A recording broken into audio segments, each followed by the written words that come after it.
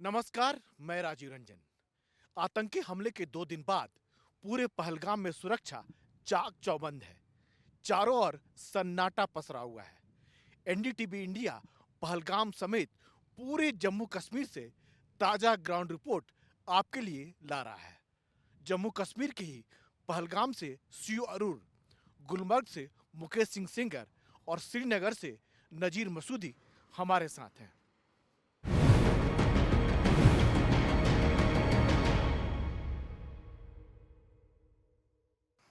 मैं आज पहलगाम के हर उस इलाके में गया जो पर्यटकों के पसंदीदा रहे हैं। इन इलाकों में सैलानियों की भारी भीड़ रहती है, पर 2 दिन पहले हुए आतंकी हमले के बाद पूरा पहलगाम सहमा हुआ है। जैसे लगता है किसी की बुरी नजर लग गई है। देखिए इस खास रिपोर्ट में।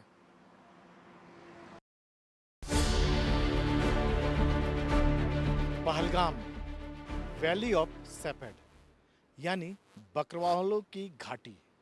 भेड़ बकरी चलाने वाले लोग रहते हैं। बहुत ही खूबसूरत जगह है, पर पता नहीं किसकी नज़र लग गई। अगर चारों ओर देखें तो पाइन के ट्री हैं, लीडर नदी है और पूरा इलाका पहाड़ी इलाका है। बहुत ही खूबसूरत है। और पहलगाम में जिस जगह मैं खड़ा हूँ, यहाँ के आगे जो है तकरीबन 3 किलोमीटर दूर जो है पहलगाम शहर है। और उसके आगे अगर 7 से 8 किलोमीटर वैसरन वैली है, जहां आतंकियों ने खूनी खेल खेला था। पहलगाम में आप जैसे ही इंटर करते हैं तो म्यूनिसिपल कमेटी का एक बोर्ड नज़र आता है और यहाँ एक बैठे हुए एक शख्स हैं, उनसे बातचीत करने की कोशिश करते हैं जो टोल प्लाजा की पर्ची काट रहे हैं।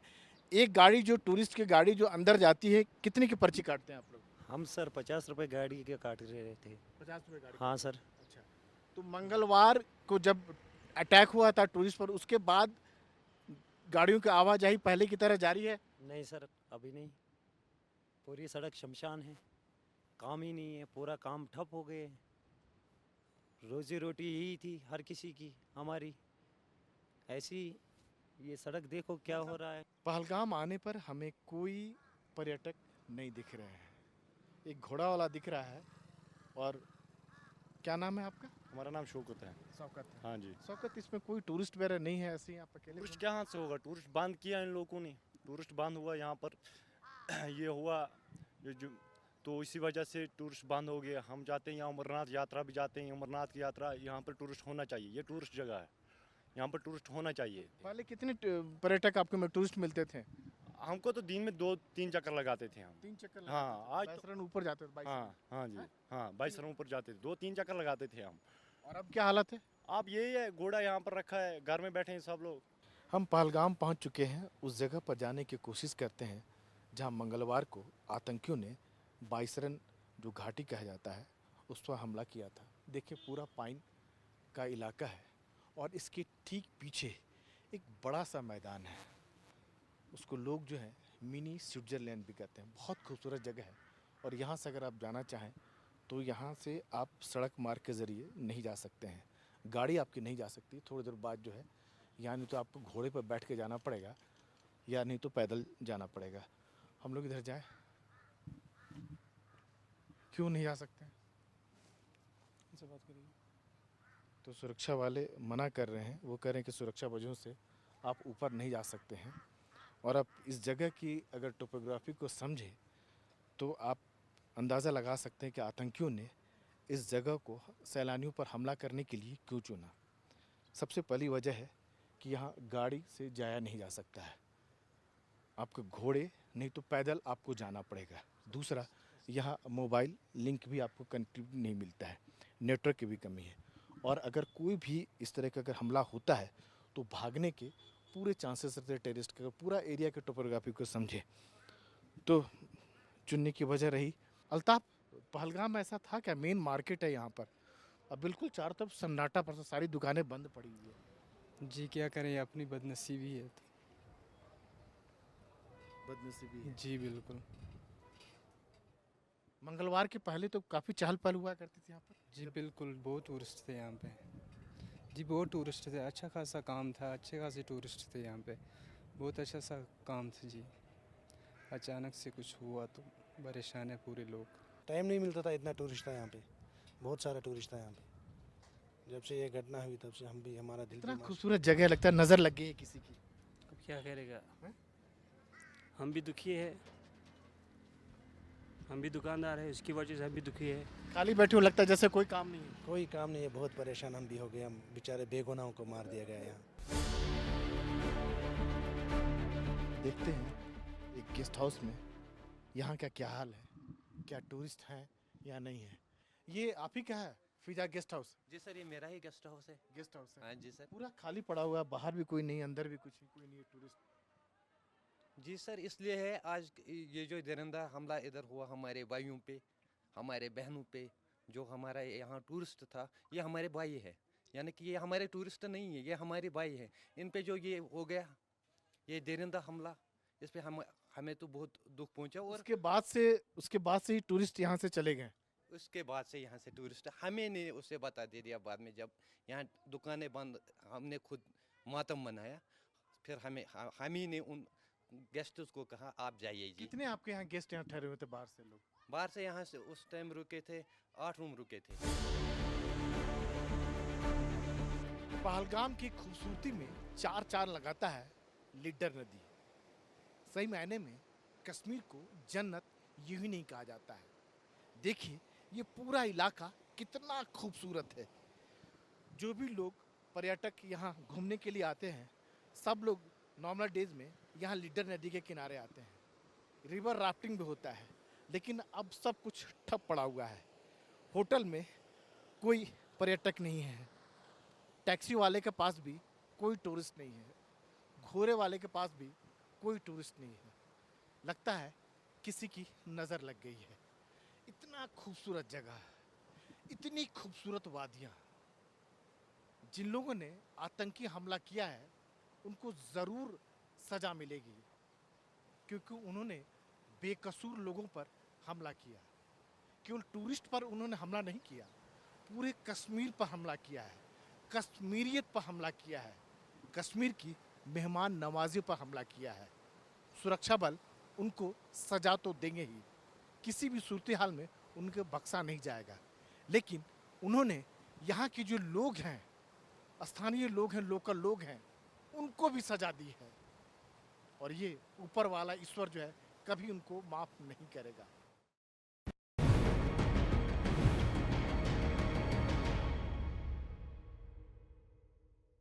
पहलगाम के उस दहला देने वाले हमले के बीच एक तस्वीर सब पर भारी पड़ गई। एक आदमी एक घायल को कंधे पर उठाकर भागता हुआ अपनी जान जोखिम में डालकर किसी और की जान बचाता हुआ। वो आदमी है सज्जाद अहमद भट्ट, एक कश्मीरी जिन्होंने एक पल भी सोचा नहीं। मैंने उनसे बात की उस पल के बारे में और इंसानियत के लिए खड़े होने के मायने जब आतंक का सामना हो। सज्जाद भाई, एक वायरल वीडियो सामने आया है जिसमें आप अपने कंधे पे एक टूरिस्ट को आपने बचाया। शुरू से बताइए कि क्या हुआ था, कैसे आप मिले उसे? सर हम जो मतलब जैसे ये आफा पूरा पहलगाम में मतलब छाया हुआ कि बैसरन वैली में ऐसा मतलब इंसिडेंट हुआ है। तो मतलब हम घर पे बैठे हुए थे, हमारे चाची का डेथ हुआ था, हम उसी के तहज़्ज़त पे आ गए। वहाँ पे जो मतलब अपने गाँव के लोग आते हैं, जो जैसे किसी का मृत्यु होता है तो लोग आते हैं घरों पे मतलब तहज़्ज़त के लिए, मतलब ऐसा हालचाल पूछने के लिए आते हैं। तो उसमें जो पूनी एसोसिएशन का प्रेसिडेंट था वहीद साहब था, उसको फ़ोन आया कि मतलब बैसरन में ऐसे इंसिडेंट हुए थे। हम घर पे बैठे हुए थे, तो इंसिडेंट का जब खबर सुना तो उनको फ़ोन आया कि वहाँ पे हेल्प की ज़रूरत है, आप अपने जो घोड़े वाले उनके साथ उनको लेके जाए। उन्होंने भी फ़ोन किया अपनी तरफ से, जो उनके मैसेज किया ग्रुप, जो उनका पूनी का एसोसिएशन का ग्रुप होता है उनमें डाले कि आप मार्केट से आए, हम यहाँ से गाँव से जा रहे हैं। तो हम दो गए थे, वो हमको बोला था आप भी हमारे साथ आए, वहाँ लोगों का हेल्प की ज़रूरत। जब से हमने पहुँचा तो वहाँ मतलब बच्चे रो रहे थे, कुछ औरत रो रहे थे, वो बोलते हमको बचाए। हमने ये जहाँ पे हमला हुआ था मतलब वहाँ अंदर जो ग्राउंड है, ग्राउंड के जो गेट है, गेट के पास हुआ था, वहाँ बोल रहे थे भैया हमको बचा। हमने बोला उनको आपको टेंशन लेने की ज़रूरत है, हम लोकल है, हम आए मतलब आपकी हेल्प के लिए आए हैं, आप पानी वानी पियो, पानी वानी पिलाया। जैसे हमने वो उनको ज़ख्मी को देखा तो कहीं को घोड़े पर बिठा के पहलगाम की तरफ रवाना किया। वहाँ पे बहुत सारे घोड़े, हम ही नहीं थे, बहुत सारे घोड़े वाले थे वहाँ पे, बहुत सारे मतलब जो घोड़े जिनका सवारी वहाँ पे था उन्होंने घोड़े पे बिठा के पहलगाम की तरफ। और जो ज़ख्मियों को हमने जो देखा था, मतलब वहाँ पे उनकी मतलब जो ज़ख्मी थे, हमने भी जो प्रेसिडेंट है उन्होंने बोला आप इनको लेके जाओ, नीचे कंधे पे लेके जाओ, आप इनको अस्पताल पहुँचाओ। फिर उनको रास्ते में पानी पे दिलासा दिया, आपको डरने की ज़रूरत नहीं, हम साथ में हैं।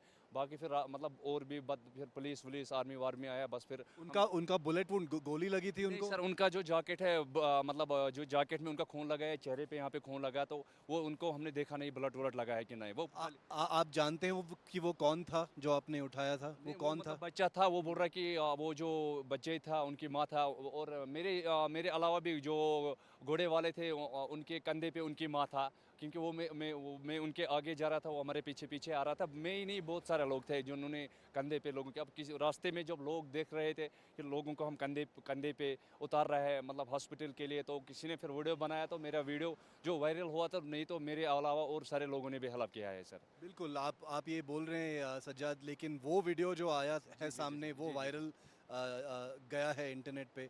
लेकिन जब ये हो रहा था, जब आपके कंधे में ये बच्चा था और उसको सहारा दे रहे थे आप, तो आपके मन में क्या चल रहा था? क्या आपको डर नहीं लग रहा था? डर तो लगा था, पर उधर तो मतलब उधर अगर मतलब डर दिमाग में रखते तो हम उनको हेल्प नहीं कर पाते। उधर तो इंसानियत को देख के हमने उनको हेल्प किया है, मतलब ये मतलब इंसान को देख के हेल्प, इंसानियत सबसे बड़ा चीज़ है। धर्म पहले तो इंसानियत है, बाद में धर्म आता है। आप जो बोल रहे थे हमको हॉस्पिटल के बारे में पहलगाम में, हम इतना रिक्वेस्ट कर रहा था, अगर यहाँ पर फैसिलिटी होता था तो यहाँ पर ब्लड बैंक होता है, इतना बड़ा लॉस नहीं होता है। जब मतलब ये हमारे मेहमान यहाँ पर डेथ हुआ, अगर ब्लड बैंक होता था, यहाँ अस्पताल की फैसिलिटी अच्छी होती है। मुलाजिम तो ड्यूटी पर थे, लेकिन फैसिलिटी उतनी नहीं है यहाँ पर सर। हम लोग बहुत ही दुखी इस बात पर भी, कम से कम 5-6 लोग तो जान बच सकता था। हम भी अपना खून देने के लिए तैयार रहता था, पूरे पहलगाम के बच्चे खून देने के लिए तैयार होता अगर कुछ फैसिलिटी यहाँ पर होता है। तो यहाँ पे अलग से ठीक ठाक हॉस्पिटल नहीं था, इसलिए जो जख्मी थे उनको काफ़ी दूर लेना पड़ गया था। कितना दूर? 40 किलोमीटर, लगभग 40-45 किलोमीटर दूर अनंतनाग लेना पड़ा। और वो 1 घंटा लगा? फिर 1 घंटा लगता, पूरा 1 घंटा लगता सर यहाँ से अनंतनाग के लिए। तो अगर फैसिलिटी होता, हम जवान यहाँ पर लोकल जवान खून देने के लिए तैयार होता है, किसी का जान बच सकता, हमारा फ़र्ज़ बनता था किसी का जान बचाना था।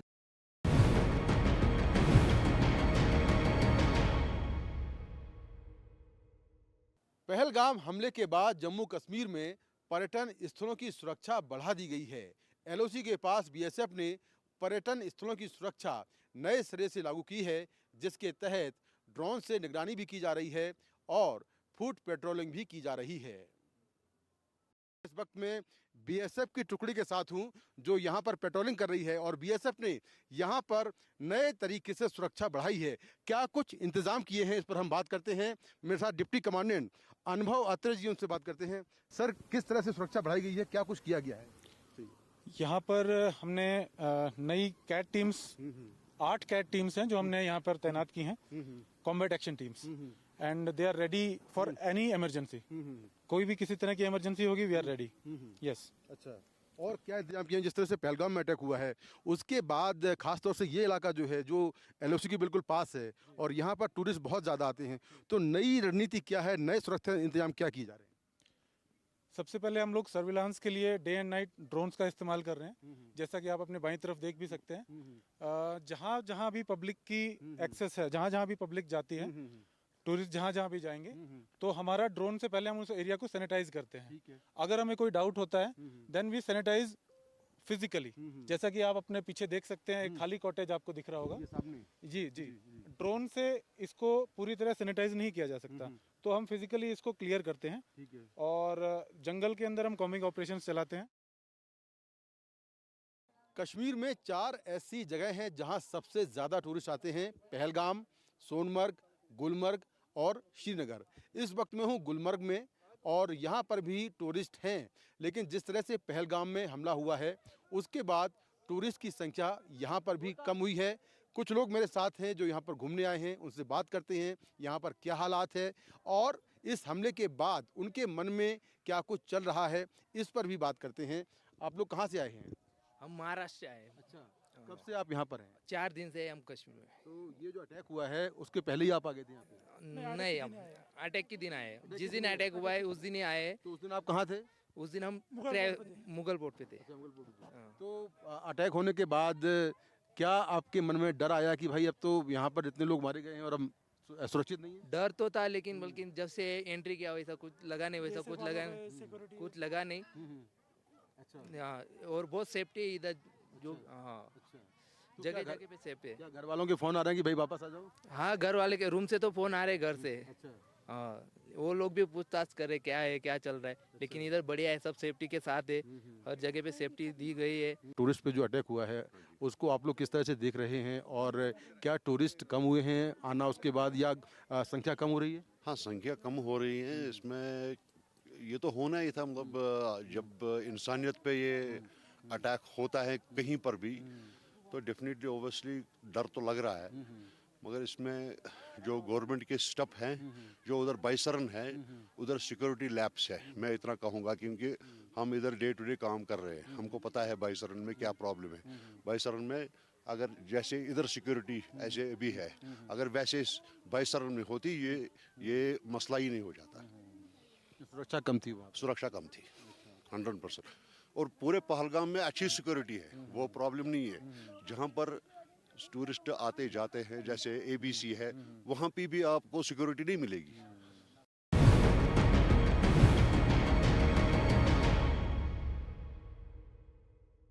पहलगाम में पर्यटकों के हत्याकांड ने अगर एक तरफ आतंकवाद के भयानक और घिनौने चेहरे को बेनकाब किया है, दूसरी तरफ यहाँ के स्थानीय लोगों की इंसान दोस्ती और किस तरह उन्होंने अपनी जान जोखिम में डाल के जख्मियों को निकाला, और एक घोड़े वाले ने अपनी जान तक भी दी।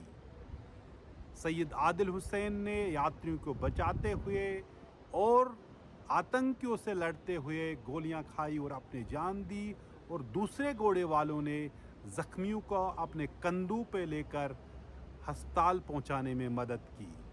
आप ये बताएं क्या समा था, उसमें मंजर था उस वक्त जब आप पहुंचे और आपने वो देखा, लाशें देखी, जख्मी देखे?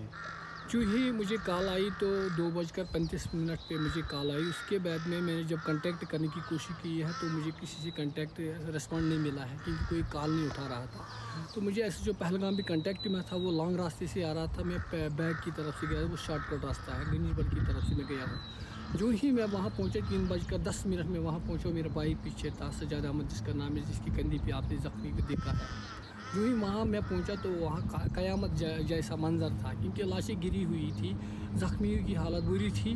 तो मैंने सबसे पहले यही कोशिश की है कि पहले पानी पिलाया, उसके बाद मैं अपने ग्रुप में, जो ही मैं उधर से इधर से उधर घूम रहा हूँ, मैं सिर्फ अपने ग्रुपों में मैसेज डालता हूँ तो आप घोड़े वाले यहाँ पे आ जाइए, हमें इसको मदद करना है। ATV वालों को मैंने कॉल की, उनको मैसेज भी डाली है, आप इधर पे आ जाए, क्योंकि एक आदमी न ज़ख्मी को संभाल सकता था, न डेड बॉडी को उधर से इधर ले सकता था। इसीलिए मैं इधर से इधर में परेशानी की हालत में उस टाइम था। बिल्कुल, वो तो हम देख रहे थे इतना जब ये हुआ तो बिल्कुल। फिर वो घोड़े वाले थे जो पहले रिस्पॉन्ड थे, जिन्होंने जख्मियों को वहाँ से, जो ही घोड़े वाले वहाँ पे पहुँचे तो मैंने कोशिश ये की कि लगभग 5-10 आदमी को मैंने घोड़े पे बिठाया, क्योंकि उनकी हालत थोड़ी ठीक थी, वो जख्मी थे, वो मतलब थोड़ी ठीक थी। एक जो आदमी था वो घोड़े पे भी बैठ न सका, उसको मैंने कंधों पे बिठाया, जो सजाद भाई है उसको कंधों पे बिठाया, उसको मैंने बोला लेके जाओ।